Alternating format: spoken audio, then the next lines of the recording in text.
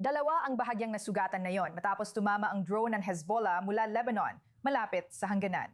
Ito ang pinakabago sa sunod-sunod na pag-atake gamit ang mga tinatawag na fiber optic drones na mahirap pigilan dahil hindi tinatamaan ng tradisyonal na electronic jamming systems. Ayon sa mga opisyal ng Israel, naglaan na ang gobyerno ng humigit kumulang $700 milyon para tugunan ng banta matapos umanong pumatay ng 3 sundalo at 1 sibilyan ang mga drone nitong mga nakaraang linggo. Nagsimula na maglagay ng protective wire mesh ang IDF para sa mga tropa, ngunit inamin ng opisyal na wala pang ganap na solusyon. Dahil dito, may pangamba na nakakakuha ng mas mapanganib na tactical na kalamangan ang Hezbollah sa drone warfare. Lumipat tayo ngayon sa ating mga panauhin sa studio. Security Analyst Yakov Lapin, nakasama pa rin natin, at International Affairs Analyst Dan Perry. Yakov, gusto kitang kausapin tungkol sa fiber optic drones at kung bakit mas mahirap pigilan ang mga ito kumpara sa mga drone threats na nakita natin noon laban sa Israel mula Lebanon. Tama, tulad ng nabanggit mo, hindi sila kayang i-jam. Kaya mas mahirap silang pigilan dahil kapag pinag-uusapan natin ang mga quadcopter na may maliliit na electrical motors, laging mahirap silang matukoy kung nakakabit man sila sa fiber optic cable o hindi. Pero dati, pwede mo silang i-jam. Na yung nakakabit na sila sa cable, immune na sila sa ganung pagja-jam. Pati ang mga operator at lokasyon nila, halos imposible na matunton gamit ang signal tracing. Ano ang ibig sabihin nito? Ibig sabihin nito, kailangan ng mas mabilis na paghahanap ng mga solusyon. Ngayon, may mga solusyon na nakapag-develop na ng mga solusyon ng mga kumpanyang pangdepensa ng Israel at pati na rin ng mga startup.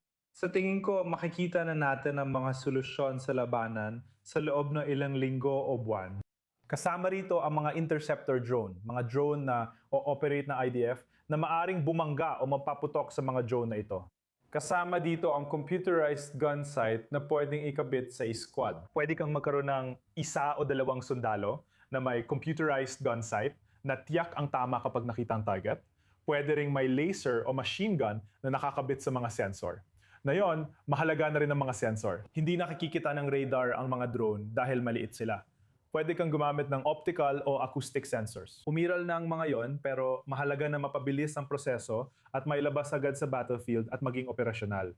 Karera ito laban sa oras. Gusto kong lumipat sa iyo, Dan, at pag-usapan kung sa tingin mo ay makikita natin na maaring lumapit ang Israel sa Ukraine para humingi ng tulong sa paglaban sa mga isyong ito. Alam mo, malinaw na hindi pa yon nangyayari dahil sa relasyon nila sa Russia.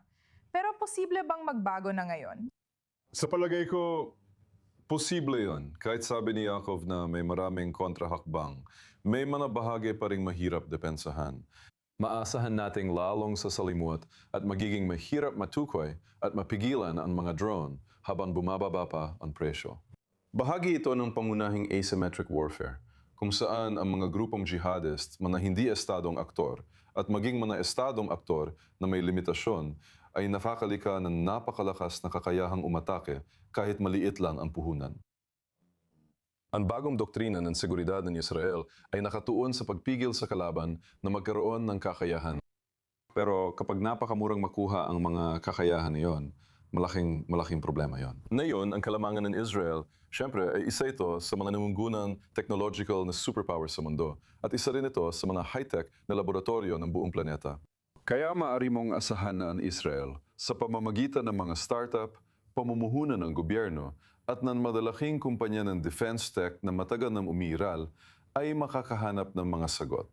Pero gayunpaman, napakahirap pa ring isipin or pag-isipan yon. Bukod pa sa mga missile na may iba't ibang abot at bukod pa sa panlupang pagsalakay na matagumpay na naisagawa ng Hamas sa kasamaan palad.